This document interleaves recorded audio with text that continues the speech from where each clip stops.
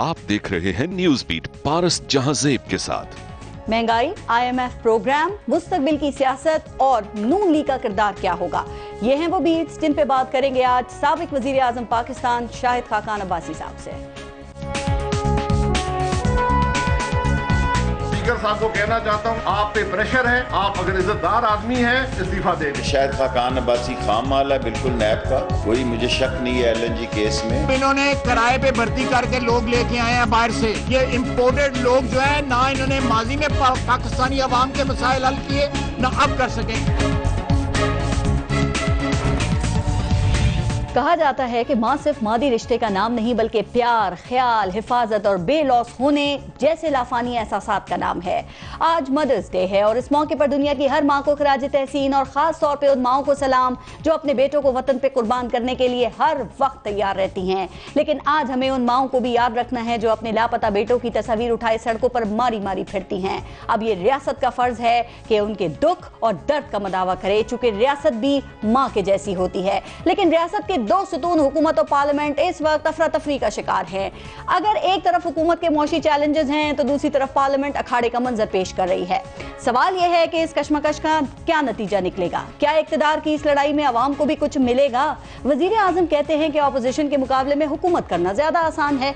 अगर ऐसा है तो फिर हुकूमत के जरिए आवाम के लिए आसानियां पैदा करने में मुश्किल क्या है। क्या ऑपोजिशन का ये इल्जाम दुरुस्त है कि आम आदमी की मईशत आलमी इदारों के रहमो करम पर छोड़ दी गई है। अगर ये बात दुरुस्त है तो फिर सवाल यह भी है कि यहां तक पहुंचने की नौबत कैसे आई। क्या पिछली हुकूमत को बरीउज़्ज़मा करार दिया जा सकता है, क्योंकि कोई भी मौशी अशारिया खैर की खबरें नहीं दे रहा। देखना यह भी है कि नून लीग में होने वाली तब्दीलियों का क्या पस मंजर है। क्या नून लीग का बयानिया एक बार फिर करवट ले रहा है।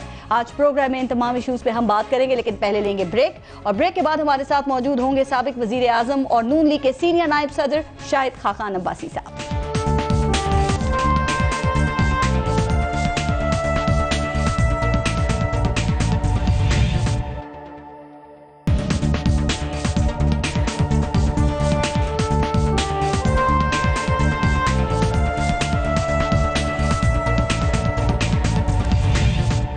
शाहिद खाकान अब्बासी साहब, अस्सलाम वालेकुम और बहुत शुक्रिया सर आपने प्रोग्राम के लिए टाइम निकाला। सर, सबसे बड़े अवामी इशू से पहले बात ना शुरू की जाए। सर, ये एक साल में ये हुआ क्या है कि महंगाई डबल ट्रिपल हो गई है, रमजान में आवाम की चीखें निकल गई हैं। आपको इसके पीछे क्या वजूहात नजर आ रही है? क्या इशू है बड़ा? महंगाई वज़ीर आज़म की नज़र में तो नहीं है, स्पीकर साहब की नज़र में नहीं है। आज तक महंगाई पे असेंबली में डिबेट नहीं हो पाई।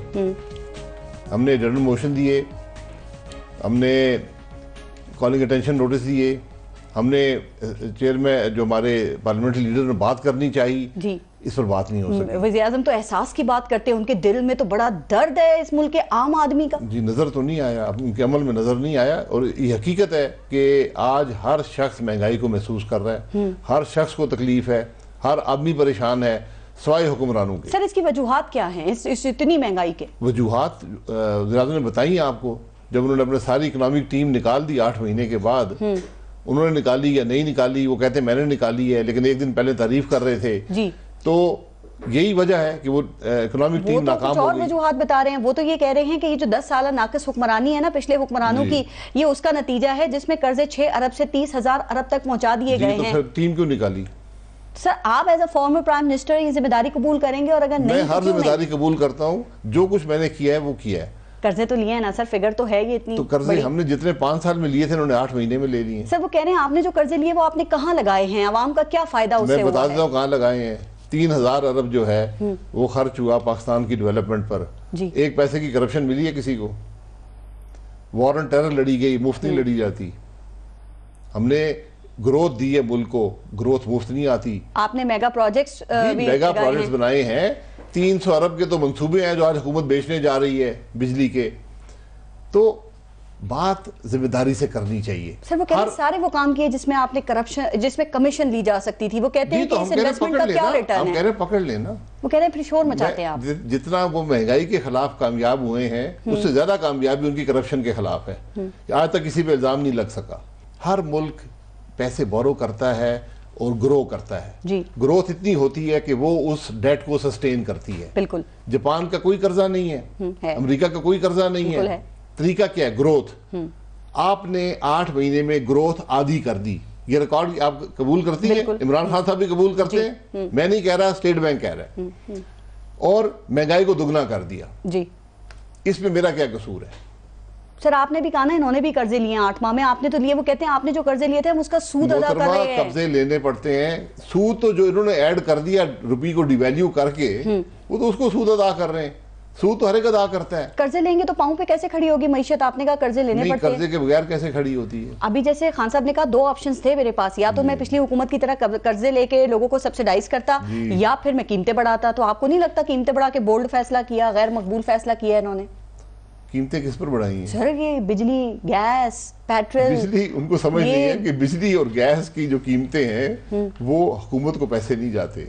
गैस पर 1 पैसे की हुकूमत की सब्सिडी नहीं है। जी बिल्कुल, बिल्कुल। अगर आप कीमत बढ़ाएंगे वो वफाक पैसे नहीं रख सकता। गैस की कंपनियां वही आमदन होती है जो उनको ओगरा अलाउ करता है, वहां हुकूमत का कोई ताल्लुक नहीं है। हुकूमत को 1 पैसा नहीं मिलता, ना हुकूमत 1 पैसा देती है। ठीक। जो पावर की कंपनियां हैं उनमें भी टैरिफ डिटर्मिनेशन नेपरा की होती है, और वो 2 चीजों से इफेक्ट होती है। अगर आपका रुपया डिवैल्यू कर जाए उसका इफेक्ट आता है, या तेल की कीमत बढ़ जाए दुनिया की मार्केट्स में। ठीक। तो जब आप डॉलर डिवैल्यू, रुपये डिवैल्यू करेंगे तो फिर यही इफेक्ट आएगा। वहां भी मसला ये है कि आप जो बिजली जिस कीमत पे बनाते हैं और जो नेपरा अलाउ करता है उसके अंदर लॉसेज, आपके लॉसेज उससे बहुत ज्यादा हैं। हमारे जमाने में वो लॉसेज 30 करोड़ डेली के करीब हुआ करते थे, अब वो तकरीबन 1.25 अरब डेली पे चले गए। ये पता है उसकी क्या वजह बता रही है? कह रहे हैं जो बेसिक कंपोनेंट्स है ना महंगाई के, यही बिजली, तेल और गैस, इसमें आपकी हुकूमत ने, वो कहते हैं सर्कुलर डेट 1200 अरब रुपए छोड़ा, गैस सेक्टर में 150 अरब रुपए छोड़ दिया। तो हमें ये कैसे बैठ के कसूरवार कहते हैं? उन्होंने अदा कर दिया सर्कुलर डेट, नहीं 300 बढ़ा दिया उसने। नहीं, मैं ये कह रहा हूँ ना, तो ये अक्ल से बात करनी चाहिए। मैं माजरत से, ना वज़ीर आज़म को समझ है, ना वो किसी की सुनते हैं, ना उनको पता है हुकूमत क्या होती है। तो ये एक फ्री फॉल है, हमारा मुल्क इस फ्री फॉल में है, कोई जिम्मेदार नहीं है। सर उनका दावा ठीक है कि गैस सेक्टर में 150 अरब आपने छोड़ा, सर ये तो मान रहे हैं ना? नहीं जी, नहीं, माजरत से हर तकरीर में वजीर आजम कहते हैं, इसलिए उनको पता नहीं है बात क्या करनी है। सर आप उनको चैलेंज क्यों नहीं करते? मैं चैलेंज कहाँ पे चैलेंज करूँ? 100 दफा कह चुका हूँ। कौमी असेंबली, सेनेट, मोहतरमा, कौमी असेंबली में कोई डिबेट आज तक नहीं हुआ गैस पे। 10 दफा कोशिश कर चुका हूँ, हर प्रोग्राम पे कह चुका हूँ। कौमी असेंबली पे मेरे घर भेज दें सेक्रेटरी पेट्रोलियम को, एक अफसर को 2 घंटे में सारी गैस का बिल वापस। आपके प्रोग्राम में भी कहा वो इधर से सुनते हैं आपकी बात, इधर से निकाल देते हैं। तो फिर मेरा कसूर तो नहीं है ना। लेकिन आप तहरीक इस्तेहकाक तो ला सकते हैं, आपकी हुकूमत पे इतना बड़ा इल्जाम लगाते हैं, ये लाए तहरीक इस्तेहकाक भी लाए हैं, हर चीज लाए हैं। स्पीकर नहीं चलने देता है असेंबली को, वो घबराता है वज़ीर आज़म से। क्यों? उनका इलेक्टेड आदमी है, अगली दफा टिकट नहीं मिलेगा। सर लेकिन प्रोडक्शन ऑर्डर हो या फिर पब्लिक अकाउंट्स कमेटी का मामला हो, देखिए सिर्फ मफाहिमाना किरदार रहा है स्पीकर का, आप कहते हैं इस्तीफा दे दो। मोहतरमा, प्रोडक्शन ऑर्डर इस्तीफर जो होता है ये मेंबर का हक है, ये पार्लियामान की रवायत है, ये स्पीकर का डिस्क्रेशन है, उसको देना होता है। ना दे कोई बात नहीं, ना दो। सर इससे पहले इनकार भी तो करते रहे ना स्पीकर। कब इनकार हुआ? शेख रशीद बता रहे थे कि मुझे प्रोडक्शन ऑर्डर के लिए मना किया गया, मेरे नहीं जारी किए गए थे, स्पीकर ने मना किया था। थी, उन्होंने नहीं किया था, हम लड़े थे उसके लिए। ठीक, कोई और नहीं लड़ा था, इमरान खान नहीं लड़ा था, हम लड़े थे, प्रोडक्शन ऑर्डर जारी हो गया। इसका मतलब हर स्पीकर नहीं देता, आपने कोशिश की, आप लड़े थे। सर आप कह रहे हैं स्पीकर इस्तीफा दे दे, फिर क्या होगा? ये कोई और रवायात नहीं थी, ये चीजें रवायात बनती हैं। मार्शल्लाह का दौर था, उसके बाद हुकूमतें आई थी, एक तनाव था, ये सब चीजों से गुजर चुके हैं। ठीक, स्पीकर साहब नहीं देना चाहते प्रोडक्शन ऑर्डर, ना दें, हम नहीं मांगेंगे। लेकिन आप इस्तीफा भी तो मांग रहे हैं। इस्तीफा मांगेंगे जब असेंबली नहीं चलेगी, असेंबली में अवाम के मसाइल की बात नहीं होगी, गैस की बात नहीं होगी, बिजली की बात नहीं होगी, महंगाई की बात नहीं होगी, फिर मेरे पास एक रास्ता रह जाता है जी कि मैं उनका इस्तीफा मांगूं। आप कह रहे थे बोलने नहीं देते इसलिए ये जी, बोलने नहीं देते। बोलना, मैंने कोई अपनी जाती बातें तो नहीं, गप तो नहीं लगानी ना। मैंने तो कौम की बात करनी है कि मुल्क के मसाइल क्या हैं। अगर स्पीकर इसकी इजाजत नहीं देगा फिर वही होता है जो असेंबली में होता है। सर लेकिन स्पीकर ने उस दिन मना तो नहीं किया था, उन्होंने ये नहीं कहा था कि वजीर के बाद ख्वाजा आसिफ बोले, लेकिन आपने और ख्वाजा आसिफ जैसे सीनियर पार्लियामेंटेरियन सर आपने कहा कि अभी ट्रेलर चला है, अभी फिल्म बाकी है। जी बिल्कुल, अभी ट्रेलर चला है, तो पूरी फिल्म क्या चलेगी? वो क्या होगी? पाकिस्तान जो भी हो, जो पाकिस्तान के अवाम के मुफाद में होगा वो होगा। हमारा कोई जाती झगड़ा स्पीकर से नहीं है, इमरान खान से नहीं है। हाथापाई होगी? अगर हाथापाई भी होगी, हुई है माजी में। सर ये क्या मंजर होगा? ये पार्लियामेंट मंजर पूरी दुनिया में होता है। जब तंग आमद तो भुजंग आमद। आप डिसफंक्शनल करने का इरादा रखते हैं? डिसफंक्शनल नहीं करना चाहते, हम फंक्शनल करना चाहते हैं। सर लेकिन आप जैसा धीमा आदमी जब इतना ना एग्रेशन से ये बात करे तो फिर इसका कोई क्या मतलब हो सकता है? फिर मतलब समझ जाए कि आप तैयार हैं? मैं तैयार हूं मुल्क की पार्लियामेंट चलाने के लिए, मुल्क के मसाइल का हल ढूंढने के लिए। मुझे कुछ भी करना पड़े, मैं असेंबली में अगर डिबेट नहीं होगी, जो मेरे इख्तियार में है मैं करूंगा, ताकि डिबेट हो, पाकिस्तान के अवाम के मसाइल अवाम के सामने आए, हल तलाश किया जाए। सर आपने गवर्नमेंट का शिकवा सुना, वो कहते हैं आप लोग आते हैं, खूब तकरीर करते हैं, दिल की भड़ास निकालते हैं, फिर आप लोग वॉकआउट कर जाते हैं, उससे पहले हंगामा आराई भी हो चुकी होती है, तो फिर मामला कैसे आगे बढ़ेंगे? हंगामा आराई देखें, तरीका पार्लियामेंट का ये होता है, आप अपोजिशन इशू को रेज करती है जी, वो बात करती है, हुकूमत का वजीर जिम्मेवार आदमी जवाब देता है। ऐसे ही है, यहां पर ना बात करने दी जाती है, उसके अंदर मुदाखलत होती है, वजीर मुदाखलत करते हैं, फिक्रे कसते हैं। उसके बाद एक जो भोंके से वजीर हैं 3-4, वो उठ के गालियां निकालनी शुरू कर देते हैं और इशू वहीं पे रह जाता है। अभी जुमे को डिबेट हुई है ना? जी जी बिल्कुल, वो फाटा के बिल पे जी। तो कोई तकलीफ हुई किसी को? नहीं। कोई क़यामत आ गई मुल्क के अंदर? नहीं आई ना। वो कह रहे हैं हमारा जवाब देना बनता है, अगर पीपल्स पार्टी के बिलावल ने बात कर ली तो फिर अब हम जवाब बात सुन तो ले, मसला क्या है, बात सुन तो लेना, फिर जवाब देंगे, पहले जवाब देंगे फिर बात करेंगे। वो कहते हैं जब हमारी बारी आती है आप लोग हंगामा राई करके वॉकआउट कर जाते हैं। बड़ा सिंपल है, आप पार्लियामान आज नहीं शुरू हुआ, ये पहले स्पीकर नहीं है, 85 से ये असेंबली चल रही है, 9 स्पीकर इनसे पहले आए हैं, ठीक, उनका क्या रवैया रहा है, क्या ट्रेडिशंस हैं, बड़ी सीधी है। अपोजिशन बात करती है, ठीक, हुकूमती बेंचों से एक जो जिम्मेवार वजीर होता है वो जवाब देता है, बात खत्म हो जाती है, अगले इशू पे आप चले जाते हैं। आज तक 9 महीने में इस असेंबली में ये नहीं हो पाया, या मैं जिम्मेदार हूं, या हुकूमत जिम्मेदार है, या स्पीकर जिम्मेदार है। अब तो लाइव टेलीकास्ट होता है, पूरी दुनिया देख रही होती है हमारी असेंबलियों में क्या हो रहा है। मैं इसलिए कह रहा हूं, आप रिकॉर्डिंग मंगा के देख लें कि आज तक 9 महीने में पाकिस्तान के अवाम के इश्यूज पर कोई डिबेट असेंबली में हो पाई है? सर जब पीटीआई ऑपोजिशन में थी तो उस वक्त भी इनको इतना मौका मिलता था कि ये आप लोगों के ऊपर तनकीद कर सकें? मैं 5 साल में कोई दिन निकाल लें, एट रैंडम असेंबली के पूरे इजलास सेशन का आप रिकॉर्डिंग मंगा लें, एक देख लें, फिर आपको समझ आ जाएगी। सर लेकिन 22 लोगों ने तकरीरें की हैं। सर ये तो आते ही नहीं थे, लानत भेजते थे इस पार्लियामेंट पे, ये मिसाल कैसे दी जा सकती है? तनख्वाह लेने आते थे उस दिन तकरीर भी करते थे, तनख्वाह लेने आते रहे, लानत भी भेजी है, तनख्वाह भी ली है।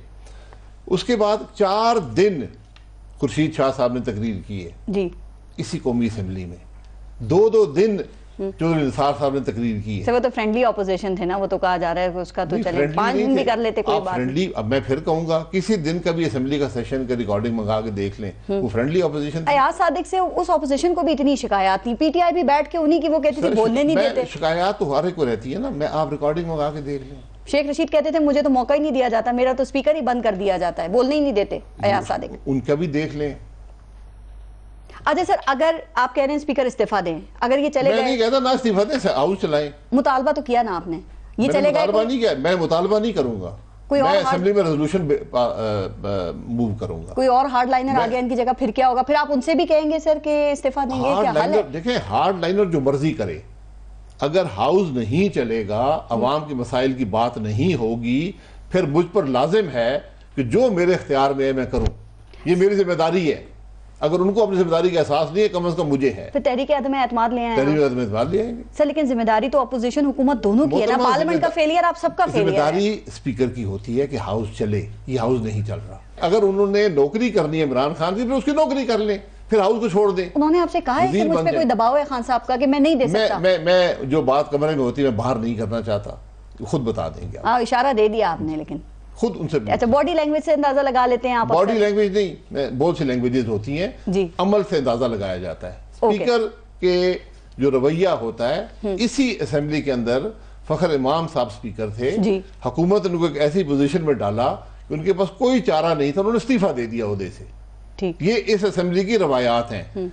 यहाँ कौमी असेंबली का स्पीकर, ऐवान का कस्टोडियन जी, असेंबली में डिबेट नहीं होने देता, मफलूज कर दिया उन्होंने। मैं ओपन चैलेंज दे रहा हूं, मैं आपके प्रोग्राम के तवज्जो से स्पीकर को कह रहा हूं, अगर तुम नहीं होने दोगे डिबेट तो हम डिबेट करेंगे, फिर तुम देखोगे।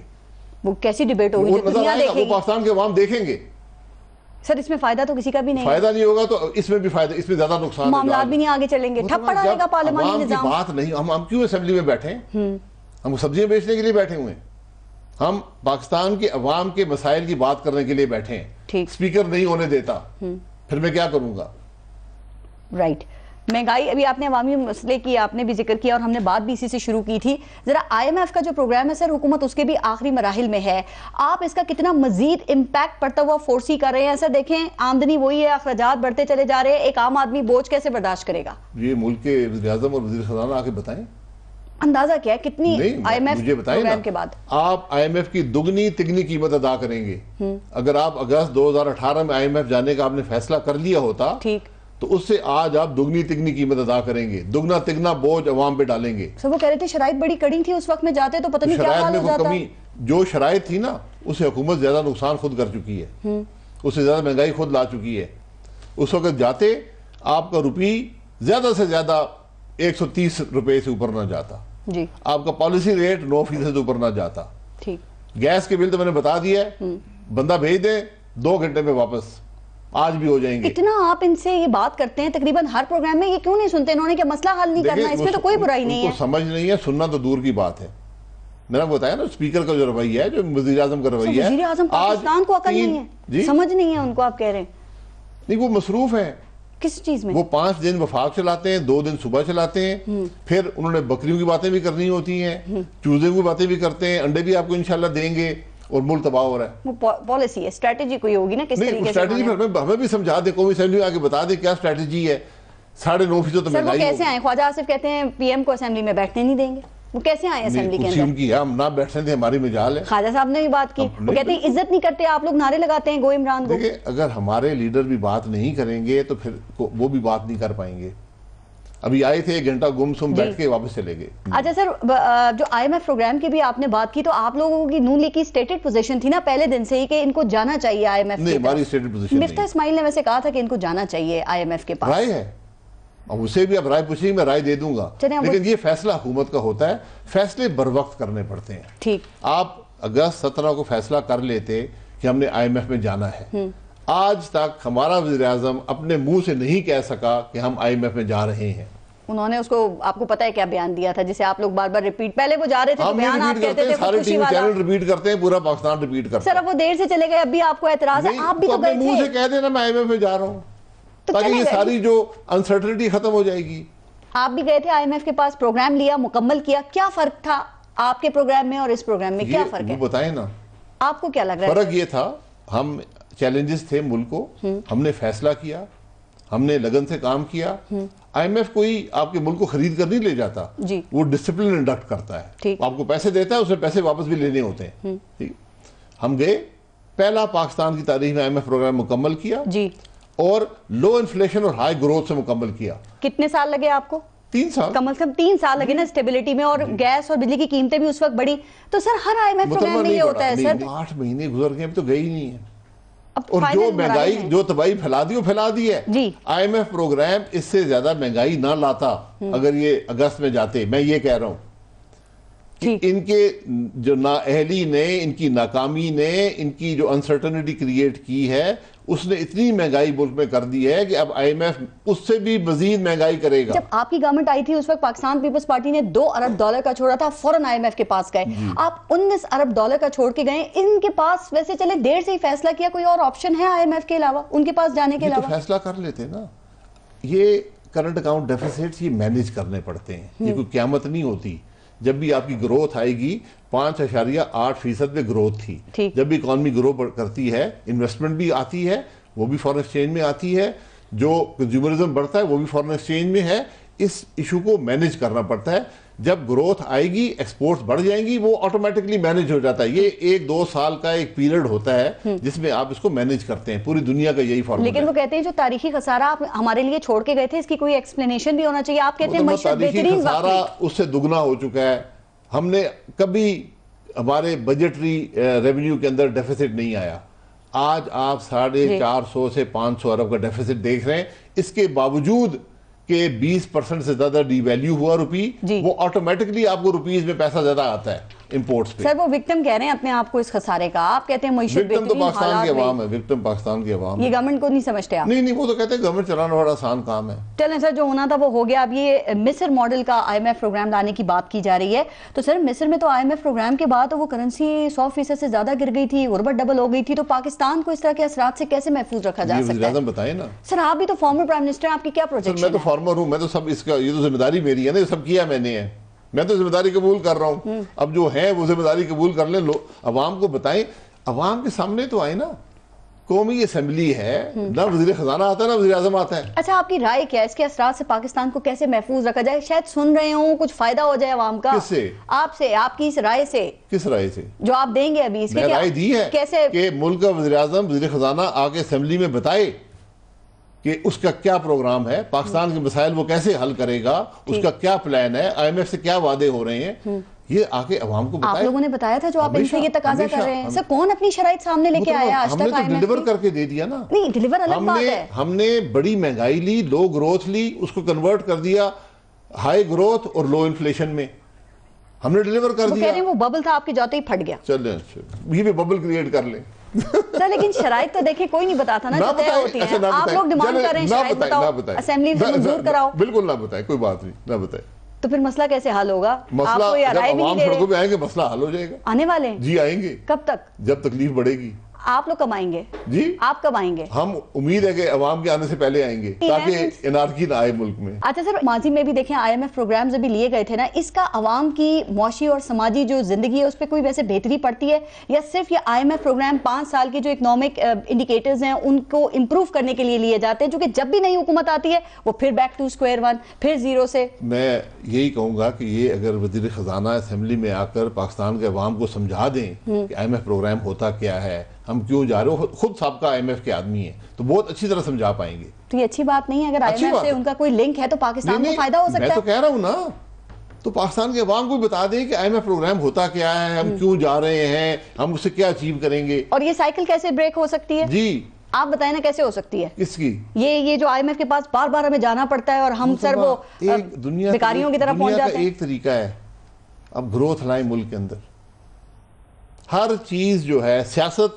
ग्रोथ के लिए करें, ठीक, मुल्क के इलेक्शन में मुदाखलत ग्रोथ के लिए करें, मुल्क की तरक्की की असेंबली चलानी है ग्रोथ के लिए चलाएं, फोकस करें ग्रोथ के ऊपर। कोई और फार्मूला नहीं है इस दुनिया में, नहीं है। अगर इनके पास है तो वो बता दें। सर, लेकिन IMF के पास जाके तो ग्रोथ और स्लो हो जाती है ना, तो वो कैसे होगी? स्पेंडिंग्स तो आप नहीं कर सकते, फिर तो बाउंड हो जाते हैं आप। यही बैलेंस क्रिएट करना पड़ता है, इसीलिए हुकूमतें होती हैं, वरना किसी के हवाले हुकूमत करते हो चला लेता है। सर, क्या पता इसीलिए वजीर आजम नई अपनी मौशी टीम लेके आए हो, आप लोग उसके ऊपर भी एतराज उठा रहे हैं। क्या एतराज है? जिसको मर्जी ले आए, अपने भाई को ले आए।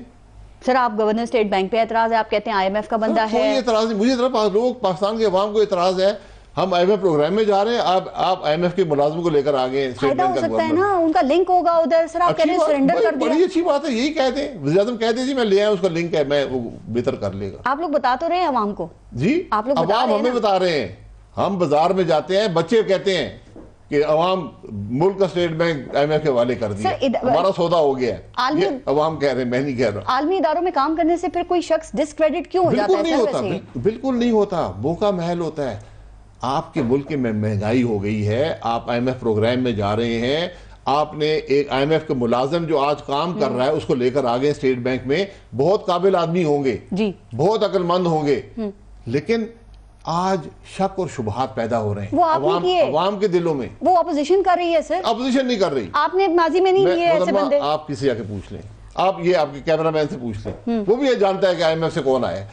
आप कर लें, कोई बात नहीं है, हमें कोई बिल्कुल चुप हो जाते हैं। माजी में आपने भी किया ना सर, हर हुकूमत करती रही इस तरह के लोगों को इस्तेमाल। कभी भी IMF के प्रोग्राम के दरमियान जब आप नेगोशिएट कर रहे हो, आप IMF के लोगों को बुलाकर मुलाजमत नहीं देते। लेकिन अगर मुलाजमत दी, चलें दौरान प्रोग्राम नहीं दी, आपने, मैं तो वफादारी तो नहीं खत्म हुई ना। इशू आपकी जिम्मेदारी है काम। सर, आपको लगता है वो पाकिस्तान के शहरी हैं, पाकिस्तान के मफाद के खिलाफ काम कर सकते हैं ऐसे लोग? मुझे बिल्कुल उम्मीद भी नहीं है और मैं समझता हूँ करेंगे भी नहीं, लेकिन परसेप्शंस बड़ी इंपॉर्टेंट होती हैं। ठीक, इन अहम ओहदों पर जो बात आदमी करता है, जहां से आता है, क्या बैकग्राउंड है, वो बड़ा इंपॉर्टेंट होता है। चलें, ये तो एक हो गया। असद उमर पर आपने सवाल उठाया, वजीर आजम ने उनको निकाल दिया। अब ये जो मुशीर खजाना है, इस पर भी शक, हमारे सवाल उठाने पे नहीं निकाला, चले कारकर्दगी पे निकाल दिया ना, तारीफ कर रहे थे। जिस दिन निकाला है उससे एक दिन पहले शाम को जो तकरीर थी वज़ीर आज़म की वो आप सुन लें। एक 24 घंटे से कम पहले आप वज़ीर खजाना की तकरीर सुन लें। जी, उनको भी नहीं पता था जी, लेकिन वो महंगाई की वजह से वो खुद कह रहे हैं ना, वज़ीर आज़म महंगाई आखिरी रात को आई है।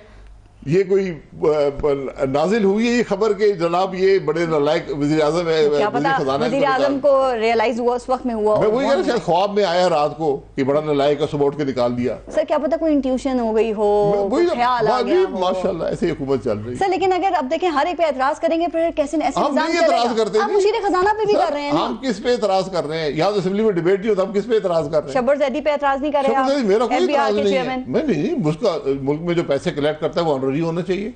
मुल्क के चीफ जस्टिस भी ऑनररी लगा दे, ऑनररी मजिस्ट्रेट को चीफ जस्टिस लगा दे, सर। क्या फर्क पड़ता है? वो देखें एक अच्छी रिप्यूट है उनकी सर, उनका फील्ड है, वो एक्सपर्ट है, तो क्या अभी तो पता आपने उन्होंने कहा ब्लैक मनी को सुप्रीम कोर्ट भी इस मुल्क में है ना, उन्होंने आपको एक सिलेक्शन प्रोसेस दिया है इन पोस्ट के लिए, ठीक, उन्होंने डिफाइन कर दिया है, आप उस सिलेक्शन प्रोसेस को फॉलो करें और ले आए। सर देखें आप वज़ीर आज़म से हम डिलीवरेंस का मुतालबा करते हैं, अच्छे बुरे का जिम्मेदार ठहराते हैं, आप उन्हें इतना हक भी नहीं देंगे कि अपनी मर्जी से टीम का इंतखाब कर लें सर? मुतलबा तरीकाकार है।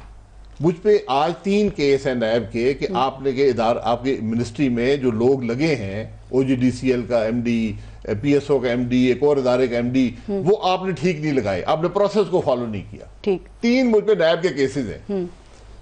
तो फिर वज़ीर आज़म पे भी बना दें एक केस कि वो अपने इख्तियारात से तजावुज़ कर रहे हैं, सुप्रीम फॉलो नहीं कर रहे। देखें मेरा कंपनी से कोई ताल्लुक नहीं है, मैं तो मिनिस्टर था, मेरा कोई ताल्लुक सिलेक्शन से नहीं होता। ठीक, यहाँ पर तो सुप्रीम कोर्ट ने डिफाइन किया हुआ है, अली अरशद हकीम साहब जब लगे थे उनको निकाल दिया सुप्रीम कोर्ट ने, उन्होंने कहा बड़ा क्लियर है कि ये सिलेक्शन प्रोसेस कैसे होना चाहिए इसी ओहदे के लिए, चेयरमैन FBR के लिए। जी, जी, मैं नहीं कह रहा हूँ, कोर्ट्स के फैसले हैं, सुप्रीम फैसला है, बड़ा क्लियरली डिफाइंड है। ठीक, आप उस प्रोसेस को फॉलो करके शब्बर जैदी साहब को लगा लें। शब्बर जैदी साहब जो हैं बहुत अच्छे आदमी, मेरे दोस्त हैं जी, ठीक है। ठीक, शब्बर जैदी साहब एक आफ्टर थॉट है, आपने पहले मेमन साहब को लगाया था, ठीक है, फिर वो काबिल कबूल नहीं हुए, पता चला कि कनाडा के नेशनल है, तो वो आपको बाद में पता चला लगाने के, तो चले अच्छी बात है। फिर आपने सोचा दोपहर को कि चले आप शब्बर जैदी साहब को लगा देते हैं, ठीक है, आपने समरी मूव करवाई जी सेक्रेटरी एस्टेब्लिशमेंट से, मेरा सेक्रेटरी तो नहीं है ना, नून लीग का आदमी भी नहीं है, जो उसने लिखा वो पढ़ लें। फिर आपने कहा, आपने उसकी बात भी नहीं मानी, फिर आपने कहा हम इसको ऑनररी लगा देते हैं, प्रो बोनो। तो हमारे मुल्क में रेवेन्यू कलेक्शन प्रो बोनो हो रही है, ठीक तो माशा ये हुकूमत का नया और अनोखा अंदाज है, ऐसे चलती है। वैसे आते ही ब्लैक मनी को फॉर्मल करने का उन्होंने इरादा किया, अब आप साथ देना कीड़े निकाल रहे हैं आप। उनके इरादे बहुत अच्छे हैं, मैं तो मेरे दोस्त हैं, मैं तो उनको विश बहुत नेक ख्वाहिशात के साथ मैं कह रहा हूं, लेकिन मुल्क का रेवेन्यू कलेक्शन का जो हेड है, जो आपके लिए पैसे सारे आमदन लाता है, वो ऑनररी प्रो बोनो नहीं होना चाहिए। अच्छा सर देखें, एक चीज अंडरस्टूड है कि मईशत को बेहतर करने के लिए आपको रिफॉर्म्स की जरूरत है, आपको ट्रांसपेरेंसी की जरूरत है। शायद खाकाना भाई साहब बात फिर वही है, जब पार्लियामेंट का माहौल इसके लिए बेहतर होना बहुत जरूरी है। सर अगर ये आप लोग तैयार है, नून लीग तैयार है इसके लिए, ये काम करने के लिए? स्पीकर एक लफ्ज कह दे, वो क्या? कि असेंबली में डिबेट होगी, इश्यूज पर डिबेट होगी। ठीक, मैंने उनसे कहा था स्पीकर साहब सुबह असेंबली शुरू करें, कोई कोरम पॉइंट आउट नहीं होगा, शाम तक चलाएं, जो बात करता है बात करने का मौका दें। ठीक, असेंबली में जबान बंदी जब शुरू हो जाए ना, ये तो आमिर नहीं करते थे, मुशर्रफ ने ये काम नहीं किया जो आज हो रहा है, इतनी बात है। सर कभी आप कहते हैं कोई झगड़ा हुआ मैं जिम्मेदार हूं, कभी आप कहते हैं गालियां देते हैं, कोई आप रिकॉर्ड मंगा के देख ले, हर चीज टेलीवाइज्ड है। सर वो चोर डाकू कहना आपको लगता है छोड़ देंगे? जी ना के फिर मैं भी सिलेक्टेड बोलूंगा, मैं भी डाकू बोलूंगा। जब तक वजीर आजम ये चीज नहीं छोड़ेंगे, आपको लगता है पीटीआई के बाकी मेंबर्स छोड़ देंगे? वो तो खुश होते हैं ना, वो तो शाबाश मिलती है, जितनी जो वजीर जितनी गाली निकालता है उसको ज्यादा शाबाश मिलती है। और अब आप लोग भी जवाब देंगे, अब आपने कहा। लेकिन यहाँ शाबाश नहीं मिलती, यहाँ सख्ती होती है। मैं खुद वजीर था, एक दफा एक झगड़ा हुआ असेंबली में, मुझे प्राइम मिनिस्टर ने बड़ी सख्ती से कहा कि आप क्या कर रहे हैं, आप जिम्मेदार आदमी हैं, वजीर हैं, ये रवैया ठीक नहीं है। लेकिन यहाँ उलट है, मैं उसको भी रहने बेशक गालियां देते रहे। मैं स्पीकर से चाहता हूं कि असेंबली में डिबेट हो, और उस डिबेट से हल भी नहीं एक लफ्ज बदतमीजी का PMLN से हुआ, मैं उस जिम्मेदार हूं। ठीक, लेकिन अगर डिबेट नहीं होगी फिर मैं अपने रवैये का भी जिम्मेदार नहीं हूं। डिबेट हो से हल भी निकले सर, ये मोहतरमा हल निकालना हुकूमत का काम होता है। सारे काम हुकूमत के हैं सर। नहीं, फिर हुकूमत छोड़ देना। मेरा काम है, ताली दोनों हाथ से बजती है जी, ताली दोनों हाथ से नहीं बजती, हुकूमत एक हाथ से बजती चलती है। हमारा काम है मसले की निशानदेही करना, उस पर डिबेट कराना, अपनी राय देना, जो मशवरा हम दे सकें वो देना। हुकूमत का काम है काम करना, ठीक है। वो मेरा काम नहीं कर सकते, मैं उनका काम नहीं कर सकता। सही है, लेकिन वहाँ ईंट का जवाब पत्थर से आता है, वैसे ये बात भी ठीक है। ईंट का जवाब पत्थर से भी होता है, वो होता है, हर असेंबली में होता है, पूरी दुनिया में होता है, यहाँ भी होता रहा है, लेकिन डिबेट कभी रुकी नहीं। अच्छा सर, मैं ब्रेक ले लूँ, ब्रेक के बाद मजीद बात करते हैं, देखते रहिएगा न्यूज़ बीट।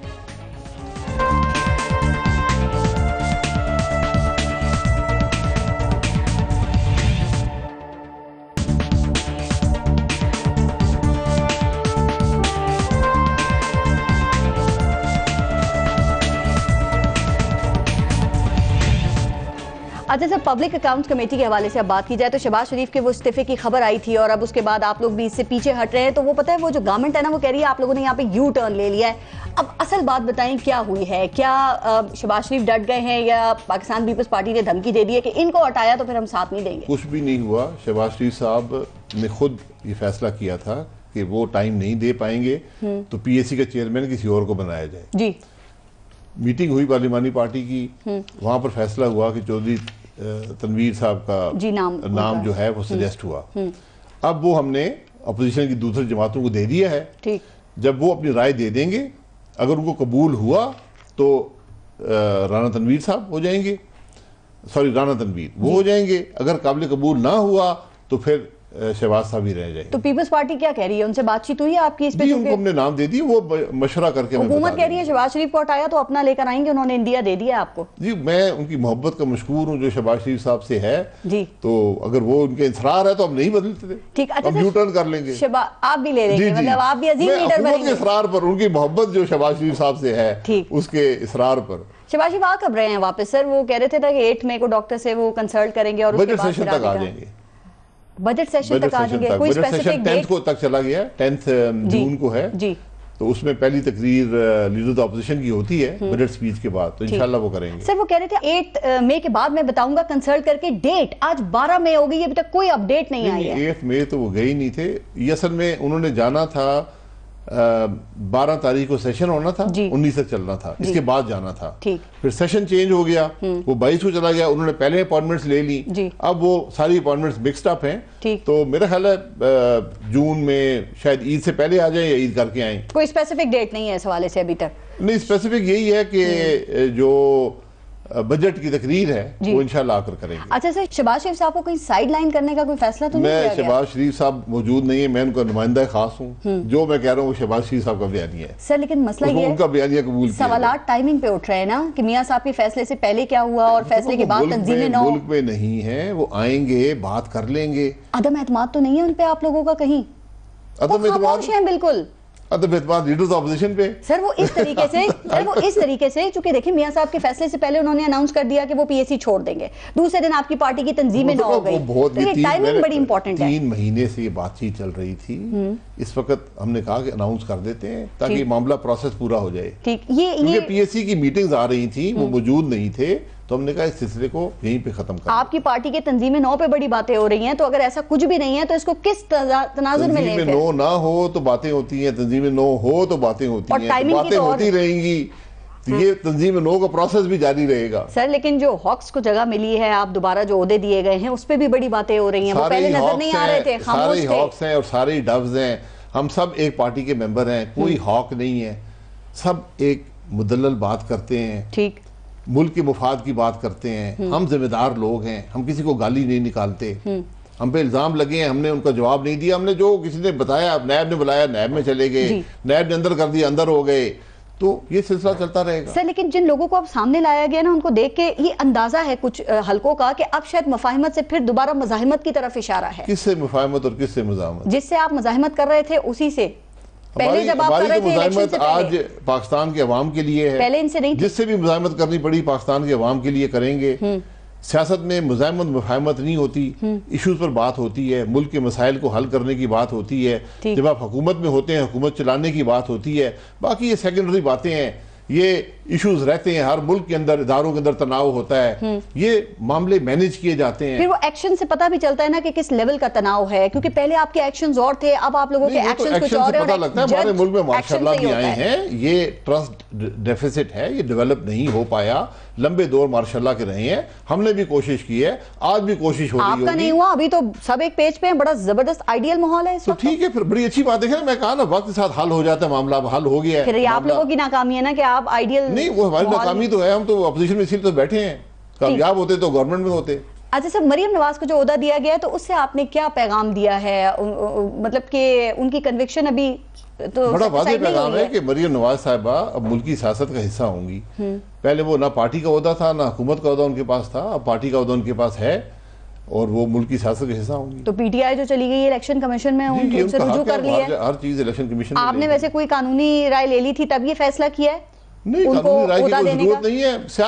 सियासी आदमी जो होता है, सियासी पोजीशन जो होती है, ये अवाम के दिल में होती हैं। कानूनी फैसलों की अपनी जगह होती है, अगर उनसे मुतजाद हुआ तो फिर वो फैसला आ जाएगा, कानूनी मियां साहब का अमल हो जाएगा। हमने हुकूमत टूट गई थी, उसमें फैसला कर दिया था, ये तो अगर उनको हटाया जाता है, मियां साहब का फैसला आया, उनको हटाया जाता है नायब सदारत के ओहदे से पार्टी के, तो ये भी अदालत का फैसला होगा। अगर अदालत इनमें मुदाखलत करना चाहती है, लेकिन अवाम के दिल से नहीं हटेंगी, जो उन्होंने मुकाम पार्टी में पैदा किया वो रहेगा। टेक ओवर उन्होंने ही करना है पार्टी को। कौन सी मरियम नवाज ने, नून लीग को? हमारे लीडर जो हैं वो नवाज शरीफ साहब हैं, पार्टी के सदर शहबाज शरीफ साहब हैं जी। यहाँ कोई बगावत नहीं है, कोई टेक ओवर नहीं है, ये कोई मुल्क नहीं है कि कोई टेक ओवर कर लेगा। वुज़रा जो है ना वो ये बात कर रहे हैं कि अब नून लीग की जो सियासत है वो सिर्फ लंदन जाने तक महदूद रह गई है, कि लंदन जाने दो। क्या यही मकसद है कि इस वक्त में ये जो एनआरओ डील और ढील की बातें की जाती है, यही वजह है इसकी? वुज़रा को मेरा मशवरा होगा, अपना काम करें, आधे तो निकल गए, बाकी भी निकल जाएंगे। अपनी नौकरी बचाएं। आपने तो दोनों पे हमारी फिक्र मत करें, अपनी नौकरी बचाएं। आपने तो दोनों पे लानत भेजी ना, एनआरओ लेने और देने वालों पे। एनआरओ आप दे नहीं सकते। एनआरओ एक आमिर के पास एक इख्तियार था कि वो मुल्क के कानून को एक तरफ रख के हर एक को माफ कर सकता था, उसे मुफाद ले सकता था, उससे फायदा उसे दबा सकता था। अब वो माहौल खत्म हो गया। आप खुद ही कहते हैं सिलेक्टेड हैं, तो सिलेक्टेड नहीं दे सकते। है नहीं, सिलेक्टेड हैं उस ओहदे पर पहुंचने के लिए ना, लेकिन आमिर के इख्तियारात नहीं है जी। ये उनका ख्याल है कि मेरे पास इख्तियारात भी आ गए हैं आमिर के, वो नहीं आए। ठीक, तो वो जरा अपने हालात को देख लें कि वो सिलेक्टेड हैं लेकिन आमरियत नहीं है। अच्छा सर, लेकिन ये लानत भेजने से पहले आपने कंसल्ट किया था शहबाज शरीफ साहब से? आपकी अपनी जाती राय या पार्टी की राय है कि एनआरओ देने लेने दोनों वाले? मेरी जाती राय है। अगर आप इसको पार्टी की राय में कन्वर्ट करना चाहती हैं तो मैं पार्टी से मशवरा करके हम बकायदा बयान जारी कर देंगे। एक परसेप्शन है कि शरीफ फैमिली जब भी मुश्किल में होती है तो वो अपने नजरियात को झाड़ पोंछ कर सामने ले आते हैं और फिर कंसेशंस लेने की कोशिश करते हैं, तो फिर ये एनआरओ वगैरह डील और डील की बातें की जाती है। जेल तो इमरान खान गया है, जेल तो उसके ये सारे चमचे गए हैं। आमरी तो मुकाबला तो उन्होंने किया है, हमने तो नहीं किया। हमने जेलें नहीं काटी, वो कहते हैं हमने ऐसा कोई काम नहीं किया, हमने उनका मुकाबला नहीं किया। ठीक है, तो ये बातें अकाइक बड़े मुख्तलिफ हैं। खान साहब उनके और वुज़रा कहते हैं हमने कोई ऐसा काम ही नहीं किया, तो हम क्यों जेल जाएं? क्या काम किया? जो वो कहते हैं जो आप लोगों ने किया होगा जेलों में। तो ठीक है ना, हमने भुगत लिया ना। आमरीत का मुकाबला हमने किया ना, इमरान खान ने तो नहीं किया ना। 9 साल हमने भुगता है ना। हमारे घर में आकर जूते और कपड़े भी गिने गए जी। ठीक है ना, ये सब हुआ है ना, इसी मुल्क में हुआ है। बिल्कुल, तो ठीक है। अच्छा सर, मियां साहब को अभी जो वापस वो जेल गए हैं, तो ये जो आप लोगों ने पावर शो किया था, जरा ये और बता दें कि इसकी क्या जरूरत पड़ गई थी? मतलब कि अगर इसका मकसद दबाव डालना नहीं था भाई साहब, तो एक बीमार शख्स को 4 घंटे तक आप लोग सड़कों पे घुमाते रहे, इतना बड़ा रिस्क आपने क्यों लिया? कोई पावर शो नहीं था। खबर हुई कि मियां साहब वापस जेल जाएंगे, सैटरडे की बात है। संडे को लाहौर के MNA MP इकट्ठे हुए, उन्होंने कहा जी हम मियां साहब के साथ जाएंगे छोड़ने के लिए। उन्होंने जेल जाने का फैसला कर लिया है और कोट लखपत जेल के बाहर आ जाएंगे। लोग इकट्ठे हो गए रास्ते में, ट्वीट्स किए गए थे, चलो चलो कोट लखपत जेल चलो। और फिर शहबाज ने एक दिन पहले मीटिंग कॉल की थी। लोग ट्वीट ही करते हैं ना, आज ट्वीट का मीटिंग भी कॉल की थी लोकल चैप्टर में। मैं ये कह रहा हूँ कि एक दिन पहले किसी ने ट्वीट किया है, ट्यूसडे को वो गए हैं, मुझे अतवार के ट्वीट को दिखा दे। ये आखिरी लोग आए, लोगों का एक लगाव है, एक लगन है नवाज शरीफ साहब से, उनका शहर है। मकसद क्या हासिल हुआ इससे? जी, मकसद क्या? मकसद अवाम के जज्बात का इजहार होता है। और एक जुमला नहीं बोला किसी ने, ना मरियम ने, ना हमजा शहबाज ने। जरूरत नहीं थी, ये कोई यहाँ जलसा नहीं था। ये अवाम बाहर आए, अपने लगन का इजहार किया। टाइम लग गया, जो सफर आधे घंटे का था उसमें शायद 3-4 घंटे लग गए, ठीक, तो ठीक, बस इतनी लेकिन बात एक है। बीमार आदमी के लिए 3-4 घंटे इस तरह घूमते फिरते रहना सर, ये तो आप मानते हैं बीमार रिस्क आदमी को है? जेल, उसी बीमार आदमी को जेल रखना कहाँ के अगर इंसाफ एक है? बात गलत थी तो दूसरी भी गलत कर दी। नहीं गलत, देखें अब वो आ रहे हैं ना, लोग आ गए हैं, पुलिस मेरी तो नहीं है ना, ये पुलिस सबको मार के रास्ता साफ करा देती कि उनकी तबीयत खराब है तो हम रास्ता साफ कर, ये कर लेते। अभी आपने गुफ्तगू में बात की करप्शन के इल्जामात की भी, तो आपके ऊपर भी आपने कहा 2-3 केसेस हैं। 6 माशाल्लाह 6 हो चुके हैं, और भी शायद आएंगे। माशाल्लाह कह दिया, मींस के और भी बढ़ सकते हैं जी, ये लगता है। जितने प्रोग्राम करेंगे इतने केस बन जाएंगे। LNG का जो अभी बना आपका हुआ- केस, अब ये प्रोग्राम किया है, शायद एक और केस बन सर जाए। पिछले मेरे लास्ट वीक के शो में शेख रशीद थे, उन्होंने ये कहा कि वजीर आजम कोई 15-20 दिन में ना इस हवाले से कोई अहम फैसले करने वाले हैं, और ये जितने बोल रहे हैं ना सारे नैब का खाम माल हैं। आप तैयार हैं फिर? भी हम तैयार हैं, बिल्कुल तैयार। हम तैयार हैं, और वज़ीर आज़म ये बता दें कि ये फैसले वो कर रहे हैं। मैंने ये सवाल किया था बार-बार उनसे कि वजीर आजम ने ये जी, फैसले करने हैं। जी, नायब वज़ीर आज़म चला रहा है, ये बता दे। जिस वज़ीर आज़म को ये नहीं पता कि नायब कौन से लाता है, मैं क्या LNG कहूँगा? के हवाले से वैसे उन्होंने आपके हवाले से कहा जल्द फैसला हो जाएगा। कौन? आप शेख रशीद ने मैं कहा आपके हाजिर हवाले हूँ। से। सर वो कहते हैं कि LNG जो आपने डील की थी, अब जब गवर्नमेंट उससे कम रेट के ऊपर लेगी तो वो कह रहे थे कि फिर आप क्या कहेंगे, फिर तो साबित हो जाएगा कि मुझसे वो सवाल भी कर वो कह रहे हैं हम ले रहे हैं, हर डील कर रहे हैं। चीज जब ली जाती है उस वक्त उसकी कीमत का तयन होता है।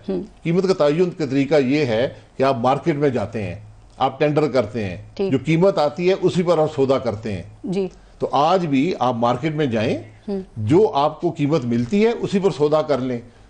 अगर आपने मार्केट में तयन नहीं किया कीमत का ठीक। और सौदा कर लिया, फिर करप्शन है। सर आज जिस कीमत पे मिल रही है वो आपने जो डील की थी उससे कम पे है या ज्यादा पे? जी कम पे मिलेगी। तो फिर वो कह रहे हैं करप्शन साबित हो गई। नहीं करप्शन नहीं, तो मैंने भी कम पे ली है ना, उस वक्त वही कीमत थी, आज कीमत कम है, कल फिर बढ़ जाएगी। ठीक, तो सर कीमत 15 तो साल तब्दील का होती मुआहदा रहती है। फिर किस लिए किया गया? 15 साल का मुआहदा मुल्क फ्लक्चुएशन में की एनर्जी स्टेबिलिटी के लिए होता है। ये पूरी दुनिया करती है, दुनिया 30 साल के मुआहदे ढूंढती है, 15 साल के मुआहदे नहीं मिलते। ठीक, ये जिस बात का इल्म ना हो ना, उससे बात नहीं करनी चाहिए। लेकिन कुछ लोगों को आदत होती है ना, वो अपना आदत पेशेंट होती गोइयां तो करते है, हैं। हर जमीर फरोश को पाकिस्तान में बात करने की आदत है, हर चोर डाकू जो है दूसरे पे इल्जाम लगाता है। ठीक, आखिर में एक सवाल मैं और करना चाह रही हूँ सर, ये गवर्नमेंट को 5 साल पूरे आपने देने हैं या आपने सड़कों पे आना है? चूंकि आपने फ्रेश इलेक्शन की बात की, मैं तो कुछ 5 साल मैंने दे दिए हैं, 5 साल हुकूमत करें, अवाम देंगे या नहीं ये वक्त बताएं। आपने फ्रेश इलेक्शन की भी बात की। अवाम, मैं तो इस अवाम की अनारकी से बचने की बात कर रहा हूँ, मैं मुल्क में फसाद से बचने की बात कर रहा हूँ, मैं मुल्क में अमरीत से बचने की बात कर रहा हूँ कि आज भी वक्त है इस मुल्क को एक free and fair election they दें, ठीक। ताकि अवाम की राय से हुकूमत आए, वो जो फैसले करे उस पर अवाम अपने राय का इजहार करेंगे। ठीक सर, अब देखिए ना, आपने कहा पार्लियामेंट जब नहीं चलेगी, पार्लियामानी निजाम नहीं चलेगा, फिर जब किसी और निजाम की बात होगी तो फिर उस पर भी आप लोगों मैं को पार्लियामानी खदशात निजाम होते की बात, मैं निजाम की बात नहीं कर रहा हूँ, मैं पार्लियामेंट की बात कर रहा हूँ जो इस वक्त है, जिसको स्पीकर नहीं चलने दे रहा, ठीक। जिसको इमरान खान नहीं चलने दे रहा।